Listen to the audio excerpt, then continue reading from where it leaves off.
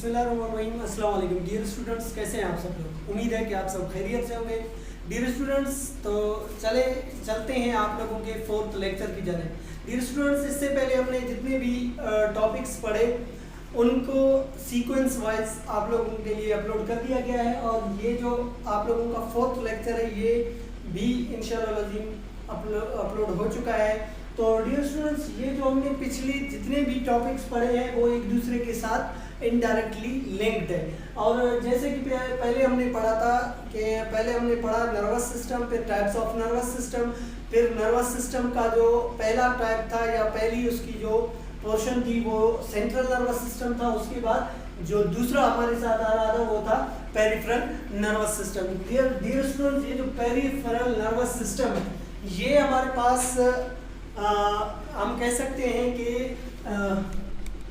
ये जो nervous system है, पेरिफेरल नर्वस सिस्टम है, ये कहाँ से अराइज होता है, कहाँ से निकलता है। हम कहते हैं नेटवर्क ऑफ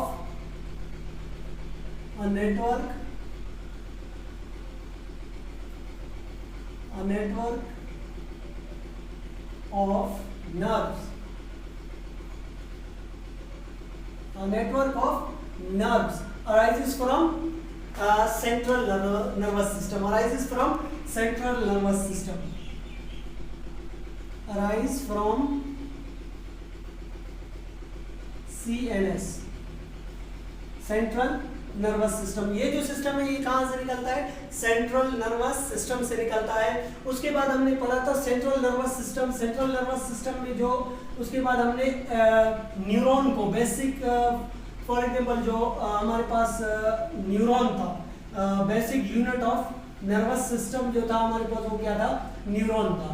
तो न्यूरॉन, अभी देखिए नर्व्स, हमने कहा द नेटवर्क ऑफ नर्व्स, यानी नर्व्स की एक नेटवर्क, एक जाल नेटवर्क नर्व्स का।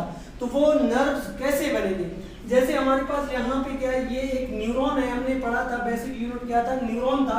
न्यूरॉन का फिर ये जो एक्सन था, क्या था हमारे पास, एक्सन। ये जो एरिया था ये क्या था, एक्सन था। तो पहले ही क्लास में हमने पढ़ा था axon plus axon, axon plus axon, axon plus axon is equal to nerve. यानी एक्सन्स और एक्सन्स मिलते हैं फिर क्या बनता है, एक नर्व बनता है। यानी कि अभी यहां से एक न्यूरॉन मिला, फिर इधर ये जो न्यूरॉन्स मिले, ये जो न्यूरॉन्स मिल जाते हैं फिर इनके ऊपर एक क्या हो जाती है, फैटी लेयर चढ़ जाती है। फिर ये क्या हो जाता है, एक बंडल बन जाता है, किसका, नर्व्स का। क्या बन जाता है, न्यूरॉन्स का बंडल बन जाता है। इसको क्या नाम देते हैं हम, नर्व। तो इसी तरह के कुछ नर्व्स होते हैं जो कि हमारे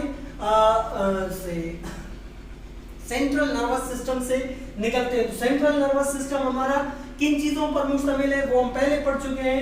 जो नर्वस सिस्टम है, सेंट्रल नर्वस सिस्टम है, वो क्या, brain and spinal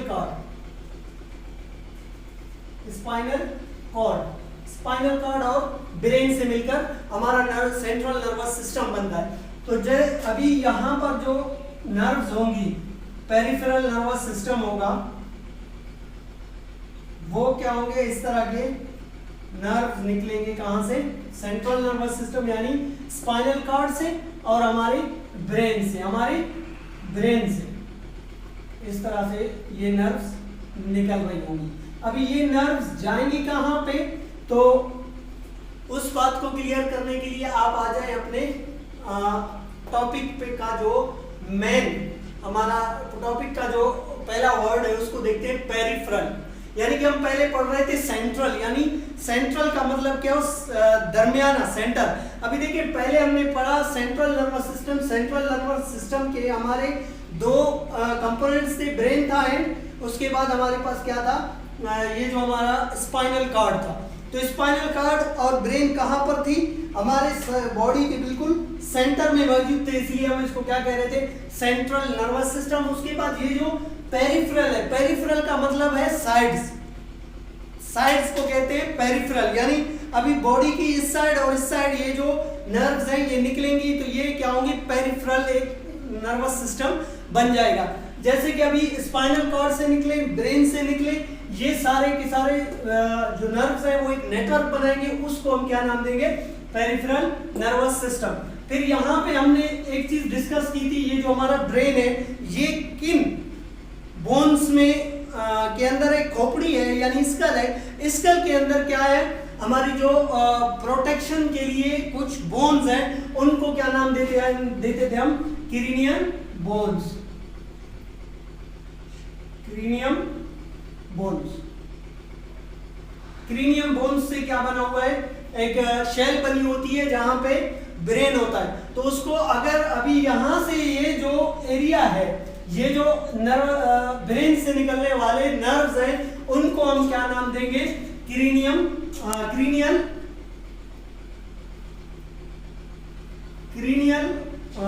nerves. Cranial nerves का नाम देंगे ये जो पोर्शन है इसको हम क्या नाम देंगे? क्रेनियल नर्व्स का। और उसके बाद जो हमारे पास स्पाइनल कार्ड है, स्पाइनल कार्ड में जो स्पाइनल कार्ड से नर्व्स हमारे पास निकलेंगे उनको क्या नाम देंगे हम? Spinal nerves. स्पाइनल नर्व्स का नाम देंगे।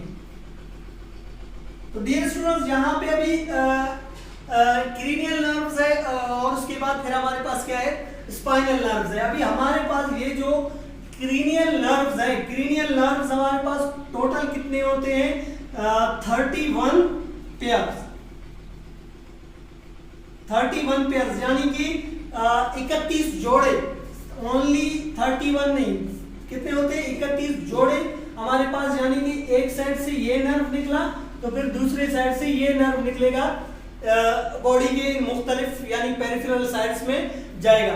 तो उसके बाद फिर हमारे पास स्पाइनल नर्व्स कितने हैं? स्पाइनल नर्व्स हमारे पास 12 पेयर्स है, 12 पेयर्स। कितने पेयर्स हो गए? 12 पेयर्स हमारे पास क्रेनियल नर्व्स को हो गए एंड 31 पेयर्स हो गए सेंट्रल नर्व्स के। एंड उसके बाद हमारे पास ये जो है ये जो स्पाइनल नर्व्स है, स्पाइनल नर्व्स 12 पेयर्स हो गए। अभी डियर स्टूडेंट्स, ये जो पेरिफेरल नर्वस सिस्टम है इसका काम क्या है? इसकी फंक्शन क्या होगी? तो ये क्या काम करेगा? ये डियर स्टूडेंट्स करेगा कोऑर्डिनेशन का काम। कोऑर्डिनेशन का काम करेगा यानी एक राब्ता मुंसलिक करेगा, यानी एक लिंक बनाएगा, यानी nervous system, central nervous system and effectors के दरमियान, central nervous system and effectors के दरमियान ये क्या करेगा? एक राब्ता बनाएगा, एक कोऑर्डिनेशन का काम करेगा। फॉर एग्जांपल, अभी अगर आप किसी चीज को हाथ लगा रहे हो, महसूस हो रहा है आपको, तो उस मैसेज को सेंट्रल नर्वस सिस्टम तक पहुंचाने का जो काम है वो किसका है? पेरिफेरल नर्वस सिस्टम का काम है। तो डियर स्टूडेंट्स, आज का हमारा टॉपिक यहीं तक था। अगले टॉपिक में इंशाल्लाह मजीद डिस्कस करेंगे। तब तक के लिए अल्लाह हाफिज।